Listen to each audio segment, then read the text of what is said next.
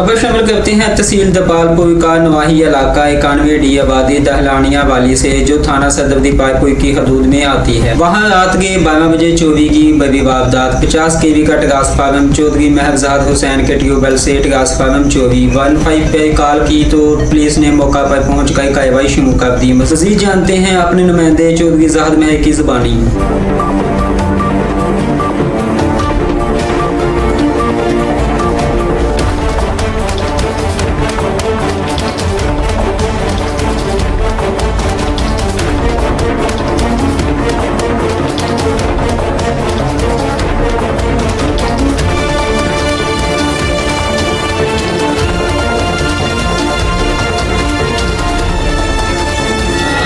बिस्मिल्लाहिर्रहमानिर्रहीम।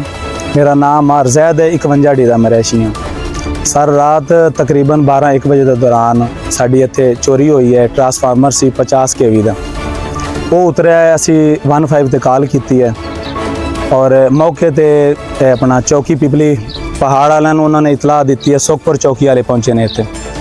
ਮੌਕੇ ਤੋਂ ਮੋਟਰਸਾਈਕਲ ਬਰਾਮਦ ਕਰਕੇ ਲੈ ਗਏ ਨੇ ਜਿਹੜੇ ਚੋਰ ਸੱਟ ਕੇ ਗਏ ਸੀ। ਚੋਰ ਇੱਥੇ ਮੋਟਰਸਾਈਕਲ ਸੱਟ ਕੇ ਗਏ ਸੀ, ਉਹ ਪੁਲਿਸ ਬਰਾਮਦ ਕਰਕੇ ਦੇ ਲੈ ਗਈ ਹੈ। ਅਸੀਂ SHO ਨੂੰ ਕਾਲ ਕੀਤੀ ਹੈ ਔਰ 8 ਤੋਂ 10 ਦਫਾ ਕਾਲ ਕੀਤੀ ਹੈ। ਇੱਕ ਦਫਾ SHO ਸਾਹਿਬ ਨੇ ਸਾਡੀ ਕਾਲ ਸੁਣੀ, ਉਹਨੇ ਕਿਹਾ ਜੀ ਮੈਂ ਨਫਰੀ ਭੇਜਣਾ। ਉਸ ਤੋਂ ਬਾਅਦ ਕੋਈ ਰਿਸਪੌਂਸ ਨਹੀਂ ਮਿਲਿਆ। ਮੈਂ ਇਹ ਗੁਜ਼ਾਰਿਸ਼ ਕਰਨਾ DPO ਸਾਹਿਬ ਨੂੰ ਵੀ ਔਰ RPO ਸਾਹੀਵਾਲ ਨੂੰ, ਵਜ਼ੀਰ ਆਲਾ ਪੰਜਾਬ ਨੂੰ, ਇਹ SHO ਕਿਉਂ ਫਿਰੌਨ ਬਣਿਆ ਬੈਠਾ ਹੈ ਕਿ ਅਗਰ ਇਹ ਟੈਲੀਫੋਨ ਅਟੈਂਡ ਨਹੀਂ ਕਰਦਾ, ਇੱਕ ਪਬਲਿਕ ਦਾ ਨੌਕਰ ਹੈ, ਇਹ ਸਾਡੇ ਵਾਸਤੇ ਸਾਡੇ ਇਲਾਕੇ ਤੇ ਕਿਉਂ ਜ਼ਿਆਦਤੀ ਕਰ ਰਿਹਾ? ਅਗਰ ਇਸ ਤੋਂ ਕੰਟਰੋਲ ਨਹੀਂ ਹੁੰਦਾ, ਉਹਦਾ ਤਬਾਦਲਾ ਕਰਾ ਜਾਵੇ ਜਾਂ ਘਰ ਬਹਿ ਜਾਵੇ। ਆਏ ਦਿਨ ਵਾਰਦਾਤ।